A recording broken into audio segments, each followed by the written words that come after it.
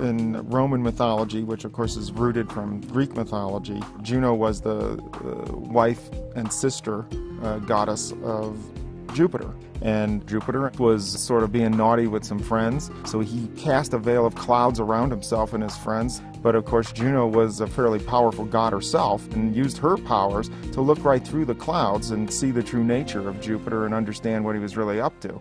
And that's exactly what the Juno spacecraft does for us, is that it goes there with special instruments in a special orbit and uses its powers to see right through Jupiter's clouds and understand its true nature, which is holding these secrets for us about how the solar system formed and where we all came from.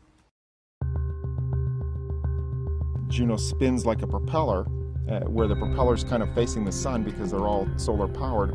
If you spin something, it stays spinning. It's like a gyroscope. We can use a spinning spacecraft to let each instrument get its turn to see Jupiter. We get to go very close to the planet, inside the radiation belts instead of outside the radiation belt. We're in a polar orbit, so by small adjustments of the timing, we can map the entire planet. We can get repeated stripes at different longitudes as Jupiter spins underneath us. It does mean that Juno is going to see the polar regions to a greater extent than with other spacecraft, but I think the most important thing is that it gets in very close to the planet as part of that ellipse, brings it in a few thousand miles above those cloud tops, very close, near the equator.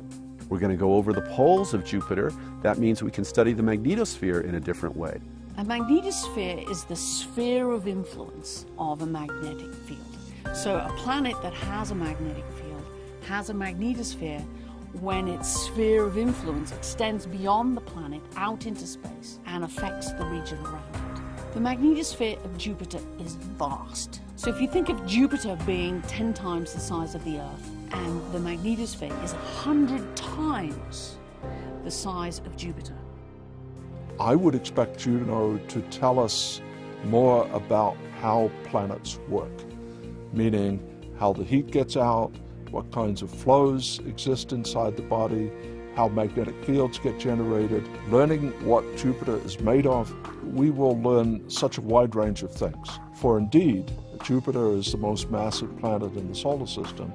It is the body you want to understand in order to understand the architecture of everything else, including Earth.